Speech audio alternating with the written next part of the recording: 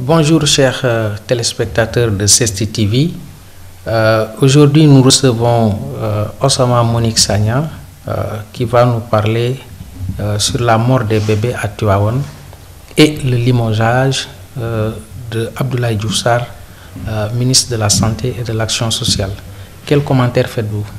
Merci beaucoup, Abdou. Vous me permettez juste de faire quand même la chronologie de ces drames dans les services néonatologie parce que nous n'en sommes pas à notre premier cas et ce qui est vraiment dommage. Je rappelle qu'en 2021, nous avons perdu 4 bébés à Louga suite à un incendie dont les circonstances ne sont toujours pas élucidées. Nous avons perdu également en début 2022 une maman et son bébé, en l'occurrence à Astou Sorna. Je pense que c'est la patiente ou la victime qui a déclenché un petit peu ce déclic, c'est-à-dire que les gens puissent sortir dans la rue et fustiger ce qui se passe carrément dans les services hospitaliers, en l'occurrence dans les services néonatologie. Et après Astou Sorna, avant même qu'on ait refermé cet épisode, nous avons 11 bébés qui meurent dans le service néonatologie de Tivaouane. Tivaouane qui n'est pas pourtant si loin de Dakar, donc non loin de la capitale.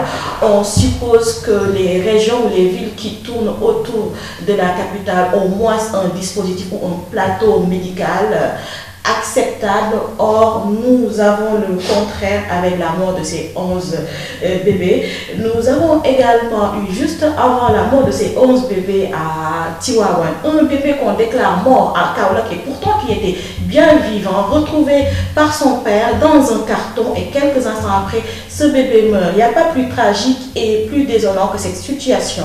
Et ce qui a suivi, c'est que des sages-femmes ont été interpellées. Certaines ont été condamnées à 6 mois avec sursis. Si on prend le cas de Louga, actuellement à Tivaouane, les sages-femmes sont sous mandat de dépôt. Et le fait le plus marquant, c'est que le ministre Abdoulaye Diouf Sarr a été limogé. Est-ce la solution ultime? Je pense que non.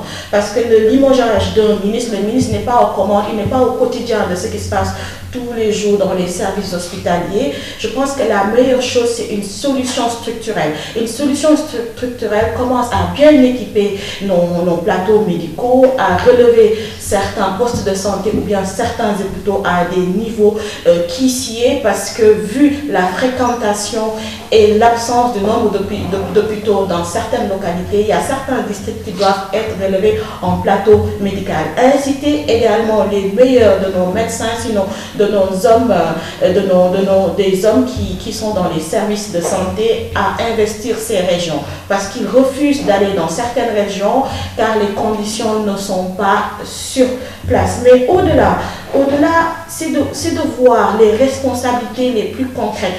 Quand il y a la sage-femme de garde qui ne fait pas son travail, oui, elle doit être sanctionnée à la mesure de son acte. Mais au-delà, si l'incendie est causé par l'électricité qui n'était pas bien installée, il faut remonter plus loin. C'est-à-dire, qui avait gagné le marché de construction de cet hôpital? Quel est le technicien qui a installé le système électrique? Qui était chargé de la maintenance? Et oui, parce qu'un système déjà installé doit être maintenu. Et on voit dans nos pays que la maintenance ou la conservation, même de nos édifices culturels, cause problème.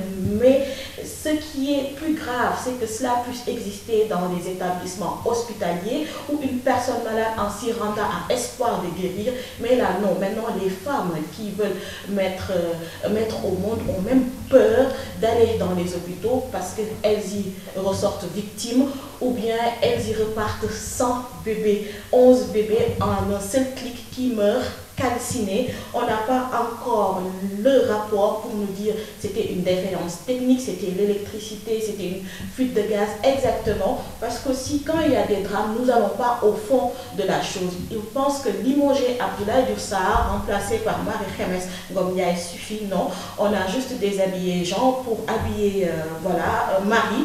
Et ça, c'est vraiment dommage parce que s'il fallait installer une nouvelle équipe qui puisse être en tout cas hors de reproche. Il fallait chercher hors de cette équipe qui existe déjà. Comme il y a la solidarité gouvernementale, il y a également la solidarité dans un secteur ministériel. Marie-Khamesse Ngom était directrice de la santé publique, donc elle est aussi comptable du bilan de Abdoulaye Diouf Sarr.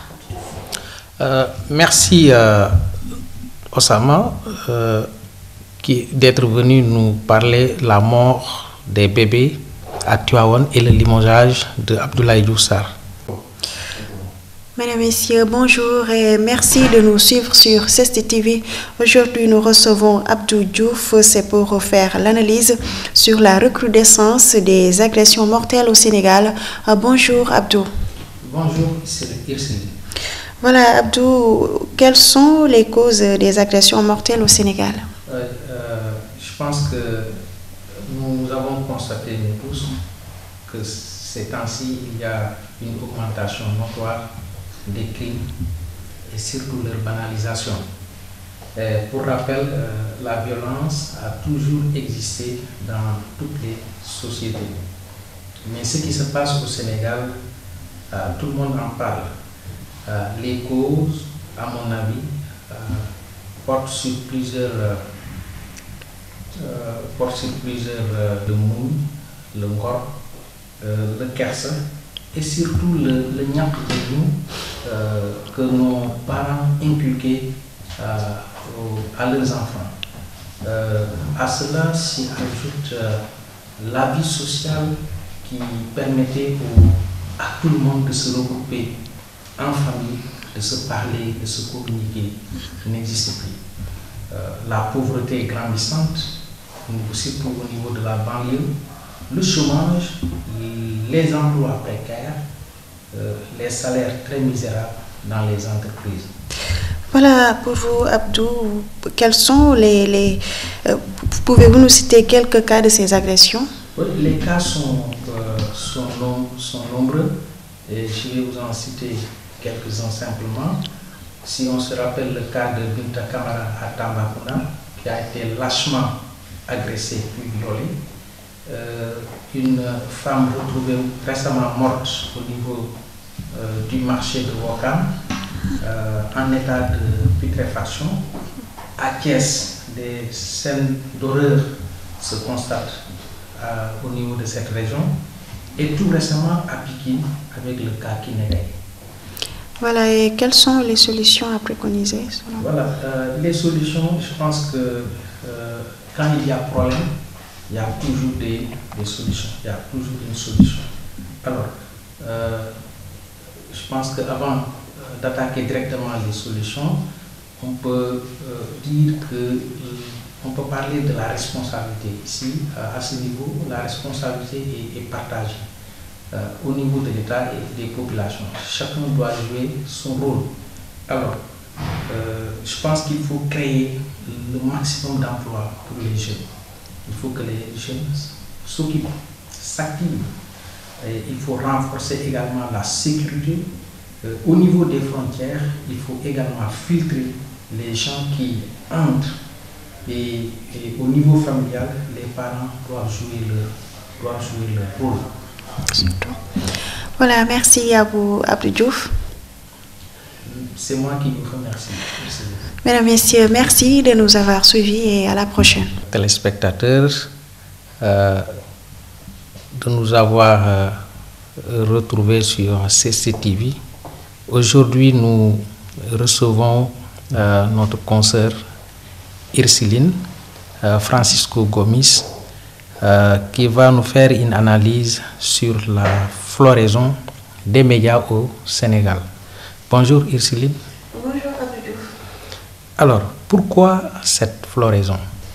Voilà Abdou, je dirais que cette floraison des médias a commencé ici au Sénégal en 2000 et entre 2012, plusieurs autorités politiques avaient créé des entreprises de presse dont l'objet était de détruire la PSR. Par exemple, avec Macky Sall, il avait créé le journal Les Midi et Sen Info, première radio d'information en continu, et aussi Fabre Saint-Maur avec Express FM.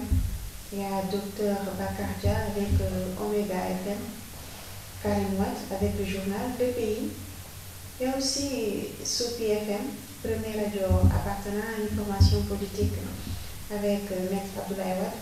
De l'autre côté du sud aussi, il y a Zig FM à Ziguinchor avec Abdoulaye Baldé. Et depuis lors, tous les hommes politiques ont été piqués par le virus des médias. On a constaté qu'il y a aussi le boom des médias en ligne. Oui, ça aussi, c'est un constat qui est très récurrent maintenant. Et là aussi, le constat qu'on a fait, c'est que depuis 2010, il y a il y a le boom des médias en ligne dont leur création ne repose sur aucun cahier de sage. Et ça aussi, ça fait qu'il y a tellement de médias et des médias aussi qui ne sont pas en règle. Pour vous, qu'est-ce que l'État doit faire pour diminuer cette pagaille? Voilà, Abdullah, je pense que pour que cette situation soit un peu réglementée, il faut que l'État soit strict à travers certaines décisions, comme par exemple, il y a certains qui créent des entreprises de presse sans pourtant se contenter de la situation des employés. Parfois même, on crée son entreprise de presse sans pourtant avoir des papiers légaux et on continue le travail. Et parfois même, ce ne sont pas des professionnels qui sont dans ces entreprises de presse. Et là aussi, il faut aussi que l'État revoie un peu sa démarche dans le milieu de la presse. Merci Ursuline d'être venue. Merci beaucoup. Merci. Nous